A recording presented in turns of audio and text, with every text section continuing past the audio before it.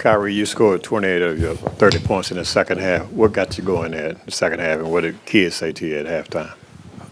He didn't need to say anything to me at halftime. I don't think much needed to be said in general. Just because it was a tie ball game, I felt like we were playing pretty well.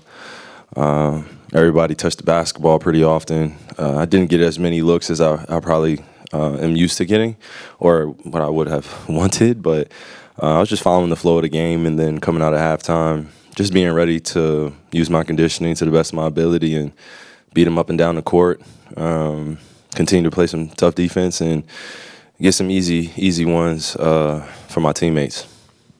Kyrie, you're now 13-0 in closeout games. First part is, when you hear that stat, what goes through your mind, and what is it about you that makes you so comfortable in these situations? When I hear 13-0, that's not my full playoff record, even though,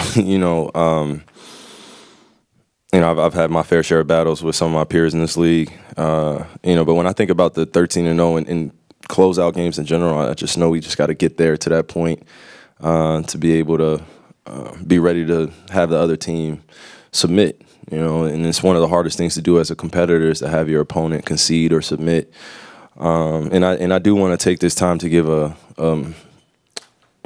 respectful shout out, and also show my respect to the Clippers organization and the players that we went up against, my peers. It's always fun, and they got me better. And I told them that after the clock went on zero, I just thanked each and every one of them for getting me better and challenging me, and doing all the things that you would want as a competitor. So it was healthy, the series.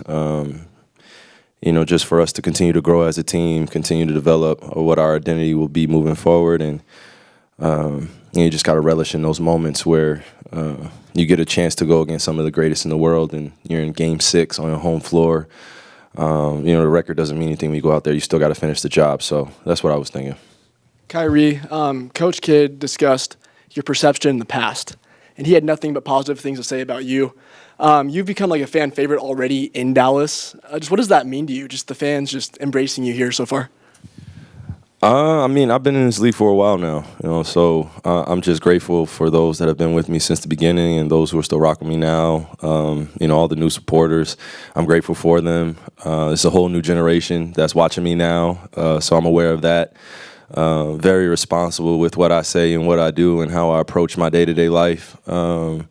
And as a young person, I can say this, I wasn't really thinking about any of that. I really didn't have the understanding of who I was as a person to myself, and I had to figure that out. And then what you're seeing now is just a version of me that I'm proud of. I look at myself every day in the mirror. I give myself affirmations, and I meditate, I pray, and I'm just more consistent with my daily practices to help me stay grounded and balanced. And part of knowing who you are is knowing where you come from. Been on a spiritual journey, figuring out who my mom's side of my family is, figuring out some family members from my dad. So basketball was, sometimes not the priority, but I was in season. So then probably things got mixed up emotionally, and I think people prejudged me without knowing who I was and knowing who I am, and not really knowing where my family comes from. And all that is just part of the process of growing up in this world and growing up in life. So it's no time to blame anybody or hold grudges. I just look at it as an opportunity to help the next generation see that you can make it through the fire and still rise like a phoenix. So, hey, Kyrie, a lot of your game is talked about on offense, but your defense, 2 blocks, 2 steals. Coach Kidd, before the game, he talked about your competitive nature, being willing to take those challenges, like tonight in a closeout game, guarding James Harden. What does it say, and what is your assessment on your defense and how important it is to your game? Yeah, I think I'll echo kind of the same sentiment and statement I had the other day of just some of the best to ever play the game are recognized for doing it on both ends of the floor. And in order to make an impact on the defensive end, you have to be well-conditioned, and you have to have that extra gear to be able to be able to guard the best of the best. To make the best of the best miss, you have to make them feel uncomfortable. You have to know tendencies. You have to study the game of basketball, and you also have to appreciate their greatness and not disrespect them. So I try to have that approach and maintain that consistent mentality that, I'll be able to make more of an impact if I'm doing it on both ends of the floor. My offense can come and go. I feel like I can, play with the best of them on that end. But defensively, that's where I want to make my mark. And I know that it galvanizes the group as well when they see me doing it. So just leading by example and also trying to be up there with the greats, man. That takes consistency and takes the will that comes from internally. Kyrie, 2 quick ones for you. First playoff series as a member of the Mavs, how did that feel just having the AAC rocking while you were kind of closing out that game? And then secondly, what has kind of the camaraderie been like with the team through this first playoff series, and what have you kind of learned about the team? Yeah, I genuinely believe that, we grew closer as a group, not even just playing games. We did a lot of things off the court together, and we have a relatively young group as well. They're all pretty much around the same age, so they like the same things. They listen to the same music. They enjoy playing video games. They love doing the little things that, kind of make them happy and keep them grounded. So for me, I've had to come to understand that this is a different era. I'm a different leader in a different era now, so I have to approach them a little bit differently to get the best out of them. And once I was able to do that, then I know they're all self-motivated, so I just try to give them that encouragement and that positive reinforcement that they're doing the good things, and also push them to do more for themselves, to push past what their potential is right now. So sometimes they can't see it, but you got to challenge them in a healthy way. So I feel like I've done that alongside the coaching staff, and Jay Kidd's been great, and just coming in and having these man-to-man talks that we need sometimes. Even though we have women in the locker room too, our women are allowed to have a voice too. I just want to make sure that. But we have these conversations where it's just honest, and we need that. And to answer your first question, AAC was definitely rocking. I remember Maxey hitting, I think, 3 tonight, and I had never heard it that loud in there. So just to see the fans' reactions, to see them appreciate the game of basketball and also their home team, it feels good, and you feel right at home, just playing well. And even when we're not playing well, they still try to give us energy as best they can. Just knowing other fan bases that I've been a part of, it could get real toxic. So, here I think there's a good balance, and they like to protect their players. A lot of great players will come through here as well. So it's not like they haven't seen greatness before. I just think I'm in my era right now where we have a great team, and we should appreciate that and not take it for granted. Kyrie, there in the fourth quarter, you hit the 3 over PJ Tucker. It seemed like you wanted to break him down before you did that. But what did you see in that matchup in that moment? And I know you were already up, but what did that moment do for your team? Oh goodness, I was, I was laughing with the guys after I hit that shot. I don't even think I watched it go in, fully once it left my hands. I saw I got fouled. I fell to the floor. Then I was on the floor looking, kind of squinting and seeing if it went in, and just seeing my teammates' reaction and them pick me up. That was the best part of it. We knew that was kind of like the dagger in the series, and we were already up, but just those exciting plays that, momentum shifters mean a great deal. And we were already playing hard on defense, so to be rewarded on the offensive end where guys can get rest and then we get back and continue to play out the game until the clock's at 0, it's a big deal for us. So, I think you're seeing a group that's really selfless, and we want to celebrate each other, not just on the big shots, but the small wins, doing the little things, diving on the floor, picking our guys up. And I think if we stay on that trend, we'll do well for the rest of these playoffs. Kyrie, a lot of times after games, Jason will come in, and then you'll come in later. And you guys don't necessarily say the same thing, but it seems like you're on the same wavelength. And I wonder how much of your success in Dallas is attributable to the fact that you've known Jason for a long time and you have that comfort level with him. I'll say this. It's not too often that you get to share a birthday with somebody, also a former top pick in the NBA, somebody that has won a championship before as a player and also as an assistant or a coach. And he has so much wisdom to offer, but I think he appreciates those that are curious about getting more out of their potential. And that's what we've connected on, is just not on the court stuff, but just as a person. How do you get the best out of yourself? He's been through a lot. I've been through a lot. He's seen a lot. I've seen a lot. I'm obviously younger.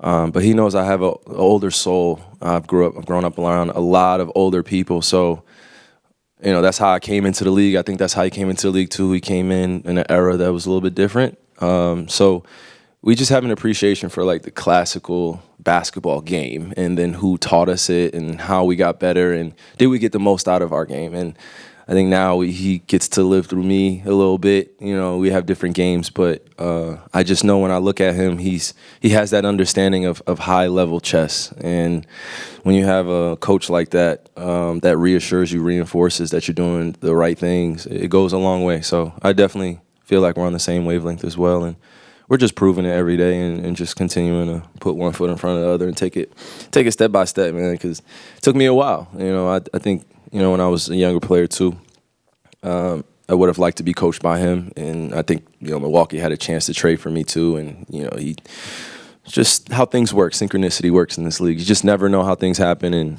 it took us about 7 years for all that to kind of show what we're doing now. So it feels good. Kai, you talk about how you've been misunderstood over your career on and off the court. How is it that important in regards to like some of the stuff you've done as far as your philanthropy and also like other business ventures in regards to specifically Payers TV and others? I guess why you've taken that opportunity to go that route, I guess you can say. Yeah. In my life, humanity, I want to see them be liberated from all evil and you know, racism and bigotry and, you know, religious extremism that really divides us all. You know, I'm always going to stand on that side of wanting to see everyone be liberated and also see unity. So philanthropy is not really just philanthropy word. It's just how I was raised, and if I had $1 on me and it was my last dollar, I would give it to someone that needed more. I had a shirt on my back, I would give. That's just always how I've been. I've been a sharer.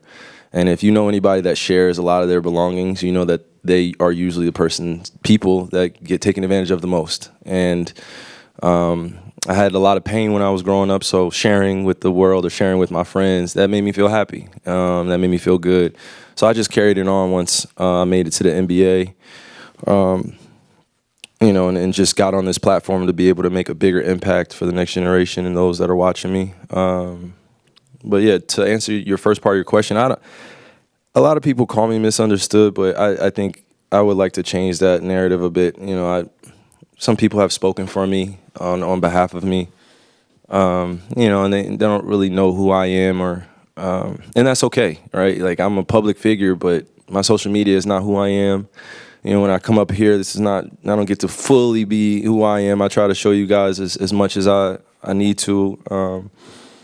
But yeah, I just don't think a lot of people knew who I was. And when you have, unfortunately, you have people behind the scenes that are trying to kill off your character or make you quit something that you love to do, or make you believe a perception about yourself, that also is part of the process of healing. So, you know, shout out to my therapist, shout out to my family being there for me during times where I was unsure of myself. So I think we've all been through it to a certain degree, but as a young person growing up in this specific society, especially in America, you know, the public forum or being a public figure, entertainer, is so unfair. Being a quote unquote celebrity is unfair. I'm not saying that I'm, you know, coaxing for the role or anything like that, but it's just the disrespect that could happen at times just because you're a public figure. It's just, you got to get used to it. So long story short, I don't feel misunderstood. I just feel like I'm showing who I truly am now and embracing that and living with the results that way, whether you like me or not. I really don't care. It's just, I really go home to my family, and I appreciate good people, good-spirited people that are kind to me and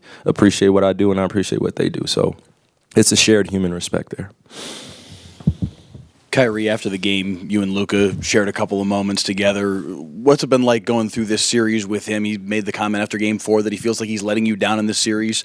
Then he bounced back with his performance in Game 5. What has it been like for the two of you kind of tag teaming and carrying this team to a series win? Man, mi hermano, you know, I talk about him all the time, but when he's being aggressive and he's taking that leadership role and he knows who he is, like, he's just playing like Luka Doncic, it's easy to play alongside somebody like that. But you also have to be sure of yourself, because when someone's that special, it's easy to kind of fall into kind of that secondary role. And there's no primary or secondary. We're one team. We succeed together. We fail together. And that's always been the MO since the beginning of the season. Just, you know, we're a team, and everybody has a specific role. Everybody has that skill set that they bring to the team. Just be the best version of yourself. So when me and Luka get it going like that, it just feels good. It makes the game a lot easier. And then off the court, I mean, you know, 25-year-old kid. So, you know, do my best to make him smile and have good energy, and also, you know, new father. So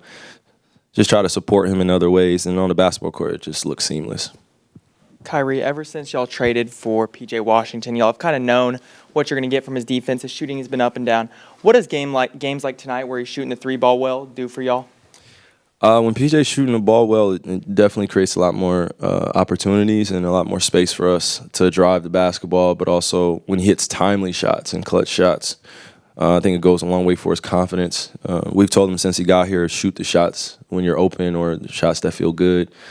We don't really care about the percentages. We just want you to have a good foundational base on your jump shot and believe in it and have that confidence, and the rest will handle itself. We have enough scorers on this team, but when you're wide open, shoot the shot with confidence, and we'll keep crashing for you and we'll keep feeding you the basketball, but just keep doing the little things to get us these wins. So, Thank you. Yes. Thank you. Yep, appreciate you. See you next series.